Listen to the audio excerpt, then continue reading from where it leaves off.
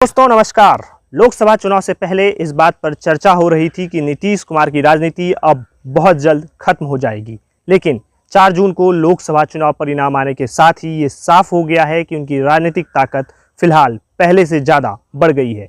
BJP को इस चुनाव में 240 सीटें आई हैं, टीडीपी ने 16, जेडीयू ने 12 और शिंदे के नेतृत्व वाली शिवसेना ने 7 और चिराग की पार्टी ने 5 लोकसभा सीटें जीती है। ऐसे में नई सरकार के गठन में इन सभी दलों का रोल बेहद ही अहम होगा। ये बात एनडीए में शामिल सभी सहयोगी दलों को पता है। यही वजह है कि अब उन्होंने नई सरकार में बड़ी डिमांड शुरू कर दी है। इन पार्टियों में सबसे महत्वपूर्ण है नीतीश कुमार की पार्टी जदयू और चंद्रबाबू नायडू की पार्टी टीडीपी। आज हम बात नीतीश कुमार की करेंगे क्योंकि इनके ट्रैक रिकॉर्ड को देखते हुए सबसे ज़्यादा चर्चा हो रही है कि कहीं ये फिर पलट न जाए, क्योंकि इंडिया गठबंधन को बनाने में भी इनका ही महत्वपूर्ण योगदान रहा है। तो चलिए ऐसे में जानते हैं कि नीतीश कुमार की क्या क्या डिमांड हो सकती है और जदयू को मंत्रिमंडल में कौन कौन सा विभाग मिल सकता है और जदयू की तरफ से कौन कौन मंत्री बन सकते हैं। आपको बता दें कि पहले 2019 में नीतीश कुमार की पार्टी के पास 16 सांसद थे, बावजूद इसके कि उनकी पार्टी को केंद्र की मोदी सरकार में कोई खास महत्व नहीं मिला था। मनचाहा प्रतिनिधित्व नहीं मिलने की वजह से वह मोदी सरकार में शामिल नहीं हुए थे। उस समय के मीडिया रिपोर्ट में दावा किया गया था कि नीतीश कुमार 2 कैबिनेट मंत्रालय चाहते थे, लेकिन पीएम मोदी की सरकार एक से ज़्यादा देने को तैयार नहीं थी। अब 2019 को बीते हुए 5 साल हो गए हैं। वह समय कुछ और था और अब का समय कुछ और है। नीतीश कुमार 16 की जगह 12 सांसदों की बदौलत पहले से ज़्यादा ताकतवर हो चुके हैं, क्योंकि भाजपा को अपने दम पर बहुमत नहीं मिला है। यही कारण है कि वह मोदी के सामने 1998 का फॉर्मूला पेश कर सकते हैं। उस समय जदयू की जगह समता पार्टी हुआ करती थी और उसके नेता जॉर्ज फर्नांडिस थे। केंद्र में अटल बिहारी वाजपेयी के नेतृत्व में एनडीए की सरकार बनी थी। देश में गठबंधन की राजनीति का यह एक पहला सफल प्रयोग था। हालांकि अटल जी की 1998 की सरकार केवल 1 वोट से 13 महीने के कार्यकाल के बाद गिर गई थी। फिर 1999 के लोकसभा चुनाव में समता पार्टी और मजबूत हो गई और उसके 21 सांसद लोकसभा पहुंचे थे।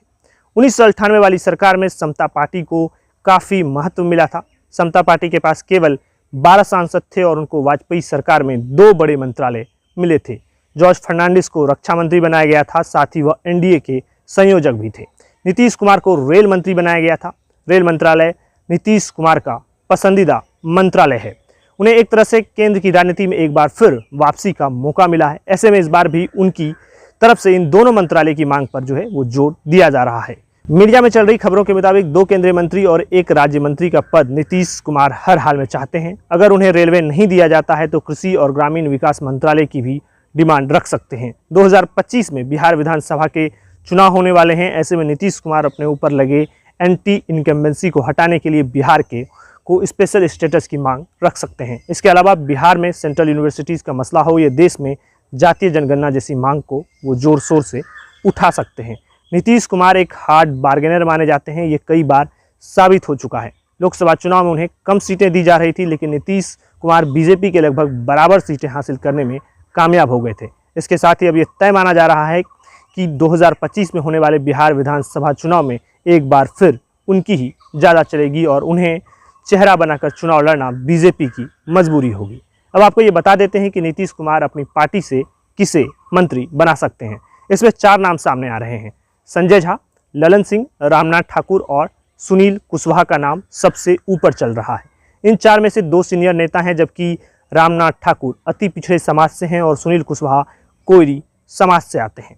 दोस्तों, जदयू के अलावा टीडीपी की भी बड़ी मांगे रख रही है। टीडीपी ने 5 मंत्रालय और लोकसभा स्पीकर पद की मांग रखी है। इनमें ग्रामीण विकास, आवास और शहरी मामले, बंदरगाह और शिपिंग, सड़क परिवहन और राजमार्ग और जल शक्ति मंत्रालय शामिल है। टीडीपी वित्त मंत्रालय का अतिरिक्त प्रभार भी मांग रही है। टीडीपी और जदयू के अलावा चिराग पासवान की पार्टी भी 2 सीटें मांग रही है। वहीं बिहार के पूर्व मुख्यमंत्री जीतन राम मांझी भी एक कैबिनेट मंत्री का पद मांगने की चर्चा है। तो दोस्तों, आपको बता दें कि केंद्र सरकार के 10 सबसे ताकतवर और समृद्ध मंत्रालय गृह, रक्षा, वित्त, विदेश, रेलवे, सूचना प्रसारण, शिक्षा, कृषि, सड़क परिवहन और सिविल एविएशन है। अकेले बहुमत होने से 2019 और 2014 में भाजपा ने सभी बड़े विभाग अपने पास रखे थे, लेकिन इस बार उन्हें अपने सहयोगियों के बीच मंत्री पद भी बांटने होंगे। तो दोस्तों, आप क्या सोचते हैं इस खबर पर? अपनी राय कमेंट बॉक्स में ज़रूर रखिए। वीडियो को लाइक कीजिए और हमारे चैनल को सब्सक्राइब कीजिए। आपका बहुत बहुत धन्यवाद।